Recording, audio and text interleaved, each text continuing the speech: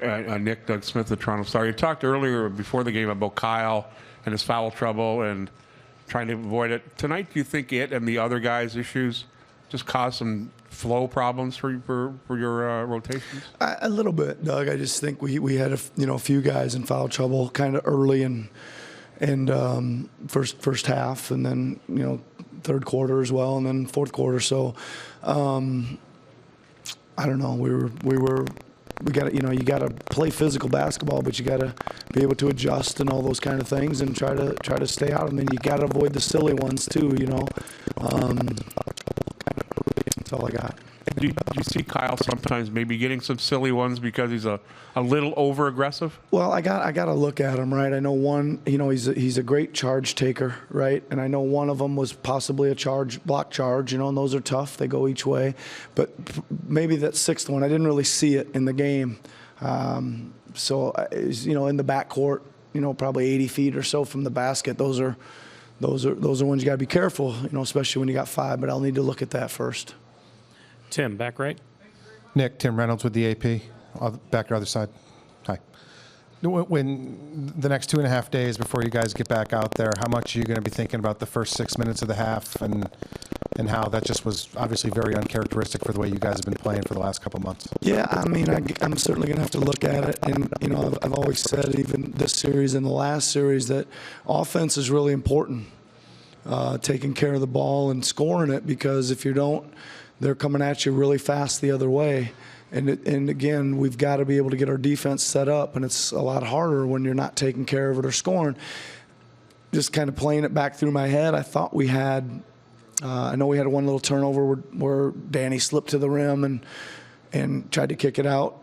But I think, Mark had a couple real nice little looks there, and we had 4 or 5 decent possessions there, and we just came away empty on all of them. And then we had probably 4 or 5 that were not good possessions either. So, certainly the offense hurt the chance to get the defense set up there. So, yeah, I'm going to have to rewatch that. I'm probably not going to enjoy that very much, but I'm going to have to check it out. Right here in the second row in the center. Coach Kayla Gray, TSN. You guys got a little bit of life there from Fred VanVleet for a moment. I'm just wondering what you saw from him in the minutes that you got from him. 30. Yeah, he played a lot. What did he play tonight? 38. Almost 40. Yeah, he was good. Obviously, he was working really hard on defense too. Guarding Curry. He was running the team. He was making really quick decisions off the pick and roll. He had some good looks. He probably hadn't played that many straight minutes in a while. I think he had a couple that are late. He was probably a little tired, but he kept taking them and stepping into them. But 17 points from him is great, and running the team the way he did is great. Over on the right side. Coach, Peter Anopoulos from RDS Television. Your team has really moved the ball effectively the last couple of games, stemming from the Milwaukee series. Tonight, 17 assists on 35 made field goals. What did Golden State do differently tonight defensively? Well, they were obviously a little more aggressive and up in us a little bit. But again, I think we've got to – I thought we were just a little bit impatient and didn't hold enough composure just to either, A, get to a strong shot, or B, move it to the next one. I thought we hit an action and something would be there, and they'd cover it up with some help defense. Well, when there's help, there's got to be somebody else probably open on the other side of the floor, and I thought we kind of shot a few too many into multiple defenders or 2 defenders around the basket, where those probably should have been maybe swung to the other side. Again, I got to look at it a little bit, but it just felt like we were a little quick when there was something else, maybe just a little bit better open. Michael here. Nick, Michael Grange from Sportsnet. Sort of on the flip side of that, you look at their assist totals, really like 34 on 38 or something, and it seemed they were able, DeMarcus especially, was able to find guys on some back cuts, and there's a lot of stuff in the dunker spot looked open. Is that just a function of just, pick a poison and trying to hug them at 3, and they're going to have space to use? Yeah, I mean, obviously you got to get up on those guys flying off the screens, Curry and Thompson. And they did a really good job of getting out of there with speed tonight, those guys getting downhill. And again, a lot of those were just probably mistakes by us, right? Weak side mistakes or just a half step too slow. The other night we got away with a few of those where we were half step too slow, but we would kind of somehow recover out of them. Tonight they were really getting downhill quickly. They took it off the dribble a lot better too. It just wasn't, the second half especially, just wasn't nearly as physical of game as we've seen in the playoffs. It was just hard to move and body a little bit tonight, and it caught up with us a little bit in the second half. Towards the center. Coach Louis Atzman, Raptors Republic. Those last 5-6 minutes, there wasn't a lot of scoring.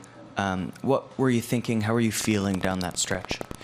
Well, I was feeling really good because we stopped their scoring, right? And finally got something figured out there to slow them down. And we were getting a bunch of wide open shots. I think we missed 3 wide open threes in a row there to cut it to maybe 4, right? And maybe it was 5. I don't know exactly what it was, but bunch of stops in a row, and we didn't get much to show for it at the other end. But really proud of our guys for fighting and battling. The ball was not bouncing our way at all, right? I mean, even on the last play, Klay, who just got 3 incredible offensive rebounds in a row, they almost threw it right to him on that one, and they got through his hands somehow, and then they end up kicking out for that 3, which we're probably gonna live with that there, because if he misses that, we get a rebound to tie or win the game. Right here in the front.